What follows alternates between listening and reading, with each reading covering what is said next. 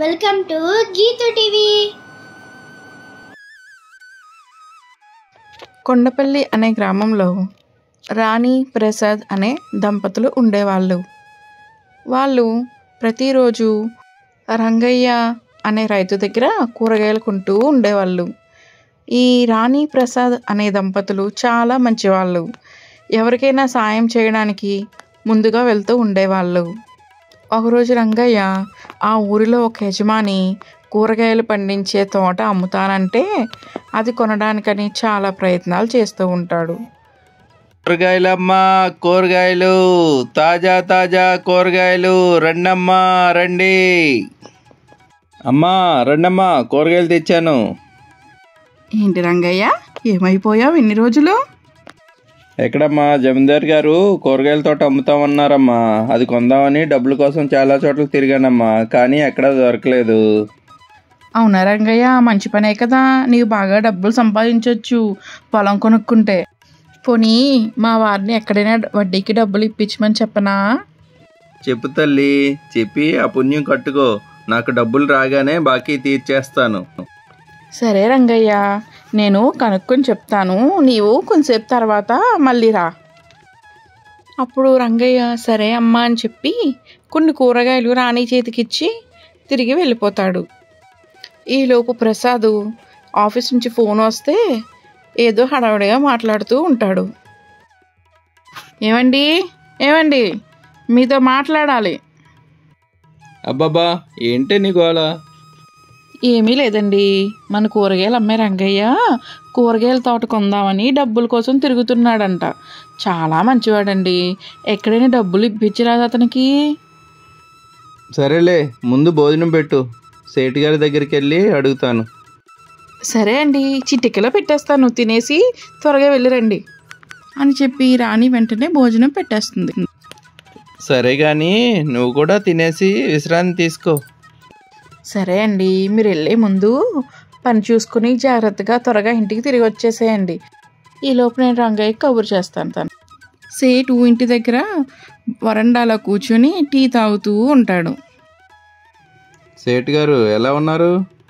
రా ప్రసాదురా, నేను బాగానే ఉన్నాను గాని చాలా రోజులకు వచ్చావు, ఏంటి సంగతి? ఏమీ లేదండి, మన రంగయ్యకి కూరగాయల తోట కొనడానికి డబ్బులు కావాలంట. నేను మధ్యవర్తిగా ఉంటాను, కొంచెం డబ్బులు ఇప్పించండి. అయ్యో ప్రసాదు, దానిదే ఉంది, ఇద్దాము. ఇదిగో రంగయ్య, నీకు డబ్బులు రాగానే నాకు వడ్డీతో సహా అప్పు తీర్చాలి. సరే అయ్యా, చాలా సంతోషం సేటు గారు. డబ్బు రాగానే మీ అప్పు తీర్చేస్తాను. సేటు రంగయ్య అడిగిన డబ్బులు చేతికిచ్చాడు. రంగయ్య ఆ డబ్బుతో తోట కొని బాగా కూరగాయలు పండించి వ్యాపారాన్ని బాగా అభివృద్ధి చేశాడు. బాగా డబ్బులు కూడా సంపాదించాడు. డబ్బుతో పాటు డబ్బు మీద ప్రేమ కూడా పెరిగిపోయింది. రోజు రంగయ్య తన తోటని, తన దగ్గర ఉన్న డబ్బుని చూసుకుని చాలా సంతోషించేవాడు. ఒక పెద్ద ఇల్లు కూడా కట్టుకున్నాడు. రండి సేటు గారు, ఏంటి విశేషం, ఎలా వచ్చారు? ఏముంది ప్రసాదు, రంగయ్యకి నేను డబ్బులు ఇచ్చాను కదా, నా డబ్బులు ₹1 కూడా తిరిగి ఇవ్వలేదయ్యా. అవునా సేటు గారు, అదేంటి అలా చేశాడు? పదండి ఇప్పుడే వెళ్ళి అడుగుదాం. ప్రసాద్, సేటు ఇద్దరూ కలిపి రంగయ్యని డబ్బులు అడగడానికి రంగయ్య తోట దగ్గరికి వెళ్తారు. రండి రండి, ప్రసాద్ గారు, సేటు గారు ఎలా ఉన్నారు? ఏంటి ఇలా వచ్చారు? ఏమిటి రంగయ్య, ఎలా ఉన్నావు? బాగానే సంపాదించినట్టున్నావుగా, మరి నా దగ్గర తీసుకున్న డబ్బులు ఎప్పుడు ఇస్తావు? డబ్బులా? ఏం డబ్బులు? అన్నీ ఎప్పుడో ఇచ్చేసానుగా, చెల్లి గవ్వ కూడా ఇవ్వాల్సిన అవసరం లేదు. అదేమిటి రంగయ్య, అలా మాట మారుస్తున్నావు? నువ్వు ఇవ్వలేదని నాకు తెలుసు. మన సేటు గారు ఎందుకు అబద్ధం చెప్తారు? నేను ఇవ్వనవసరం లేదు, పైసా కూడా ఇవ్వను. ఏం చేసుకుంటారో చేసుకోండి. రంగయ్య అక్కడి నుంచి వెళ్ళిపోతాడు. ఈ విషయం తెలుసుకున్న రాణి దేవుడికి దండం పెట్టుకుంటూ ఉంటుంది. అమ్మా జగన్మాత, నేను ఆ రంగయ్య అభివృద్ధి చెందుతాడని చెప్పి డబ్బులు ఇప్పించాను, ఇప్పుడు ఒక్క పైసా కూడా ఇవ్వను పో అని చెప్పి అంటున్నాడంట. తల్లి నువ్వే దిక్కు, ఇప్పుడు మా దగ్గర అన్ని డబ్బులు లేవు, ఆ సేటు గారికి డబ్బులు ఎలా తీర్చాలి తల్లి, నువ్వే చెప్పు తల్లి. నువ్వేం దిగులు పడకు రాణి, నేను నీకు తోడుగా ఎల్లప్పుడూ ఉంటాను అని చెప్పి దేవత మాయమయ్యి రంగయ్య దగ్గరికి వెళ్తుంది. ఒరే రంగయ్య, నీవు చేసేది తప్పు. సేటు డబ్బులు తీసుకుని ఇచ్చేస్తాను అని చెప్పి అబద్ధం చెబుతావా? అలా ఒకరిని మోసం చేయటం తప్పు కదా. ఇప్పుడు నీవు సేటుకి డబ్బులు తిరిగి ఇవ్వకపోతే నీకు ఇచ్చిన సంపదంతా వెనక్కి తిరిగి తీసుకుంటాను. జాగ్రత్త. లేచి వెళ్ళి సేటుకి డబ్బులు తిరిగి ఇచ్చేసాయి. లేదనుకుంటే నేను ఊరుకోను. నా కోపానికి నువ్వు బలి అవుతావు. అమ్మో, ఇదంతా నిజమా కలా? నిజంలానే ఉంది. తల్లి, నన్ను క్షమించు. నేను చాలా పెద్ద తప్పు చేశాను. ఇప్పుడే నేను వెళ్ళి సేటిగారి అప్పు తీర్చేసి వస్తాను.